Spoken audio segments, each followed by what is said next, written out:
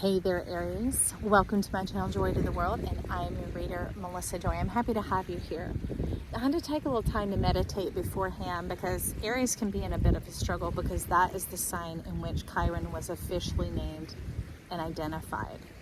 And it was named and identified November 1st of 1977. And it was named after, we'll call it the mythological creature Chiron, who was rejected by his own mother. And you saw how it came out. So sometimes when we see these half-breed or these mixed up results, because he was half human, half horse. So we're just going to call it that for a moment.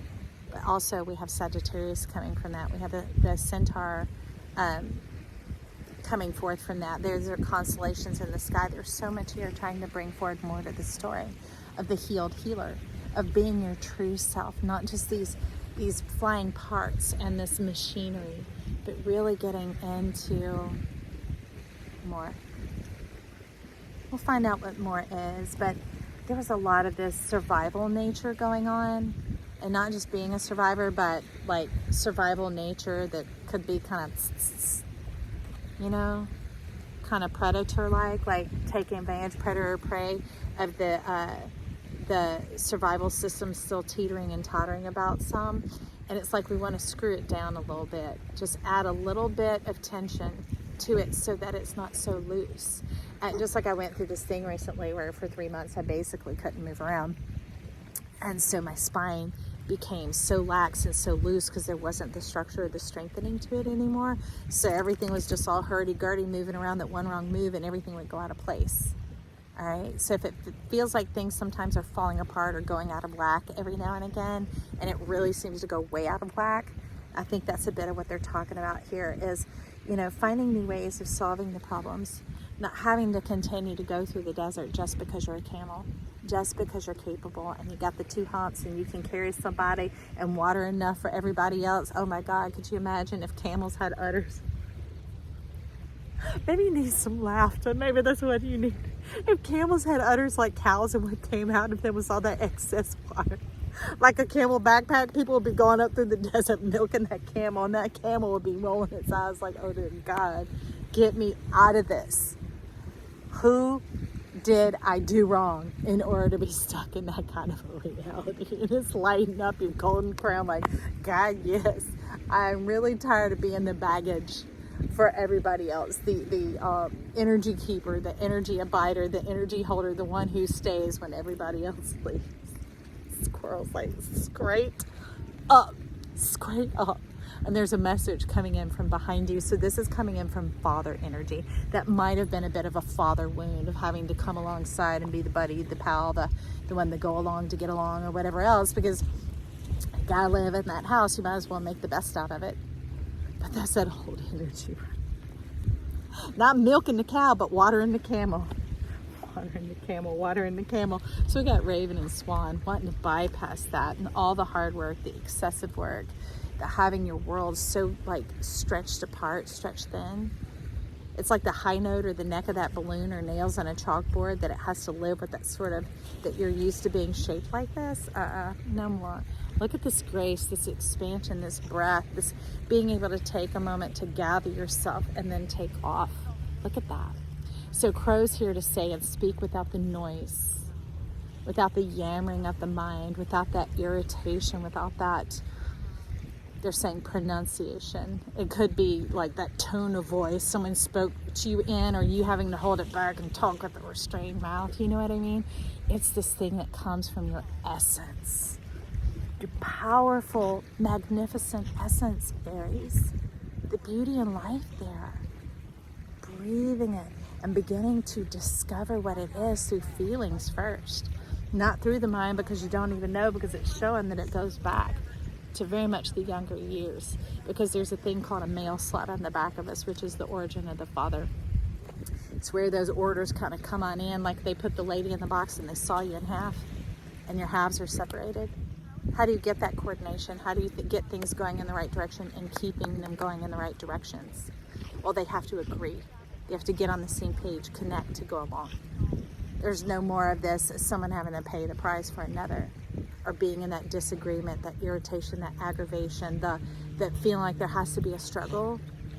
in order to get ahead, because you're like, we see time as like getting ahead, right? And this many years later, I've managed to build this or experience this or do that, and it's worked fine for now. And they're going, no, it hasn't. If you could see the blood and the mercy going on and everything else in the way, like what it would look like in an image being drawn, then you would realize, and your guts would just flow out, be like, wow, okay, I release all that. I release all that, because what it actually is meant to be is majestic.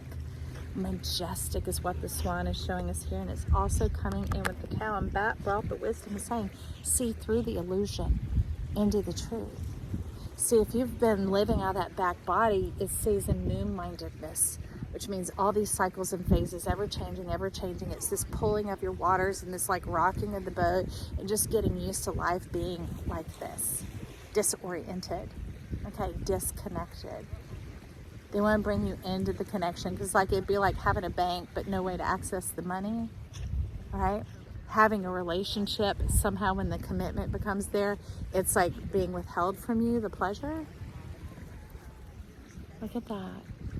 Look at this life beginning to turn towards you as you begin to turn towards it. Give with unconditional love and grace. This is like that part of your spine that Squirrel was showing us about that comes all the way through into your point of origin, into your belly. The mother and the father getting along, getting in unison, communicating before it begins to circulate and move about. It's kind of like letting the ignition fully take off in the car before you start trying to throw it in gear and crunch it along. That's a little bit of an illustration of how you've been taking a handle on life, and that voice and that thought that you didn't even realize that there was a way to fully be into your body. Not that driven about, but watering the camel.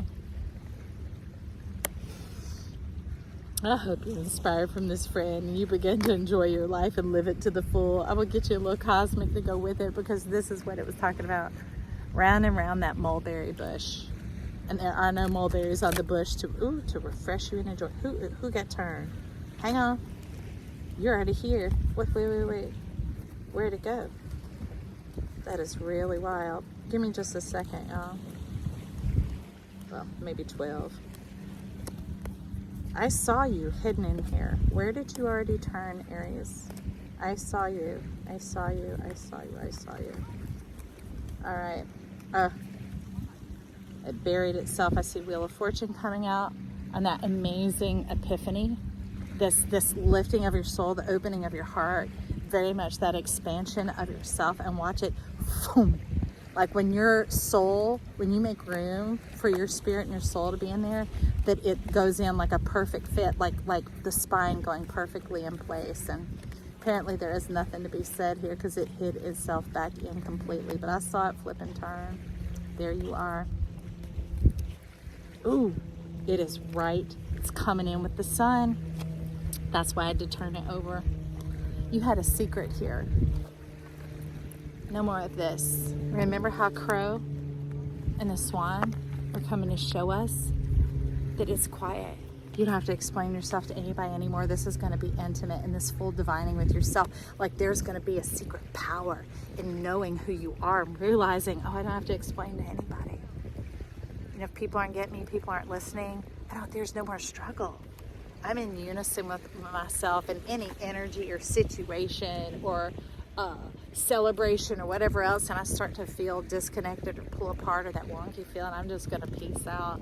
I'm going to take a moment, I'm going to ask myself, and if there's no other clarity, then I'm going to distance myself at that moment. All right, ooh, there he is again, coming on in. That is the blessings of life. This is you recovering from the poison of this experience. It poisoned your mind on your power, on your ability, and it made you keep a bit smaller, because the bigger you got, the more it would come and it would show up almost like a reaction to your happiness, or a reaction to your success or whatever else, and then it would just steal it away, take away that energy, and begin to water the camel, like milking the cow, right? I love that they came in together, and they're like, no, restore your love, your life, your passion, your happiness. When those things try and come in and say, I'm taking this from you, say, no, you're not. This is mine. This is mine. This is mine. And it's yours to be had, to be held, to take into your body, and watch it fill your suit, your vessel here. I'm excited for your Aries. I love that message. I can't wait to listen back myself. I might even comment or compliment myself down below, as you can also. Also, give me a thumbs up if you liked it, and you could join this channel. I'd love to have you enjoy the world. All right, talk soon. Bye.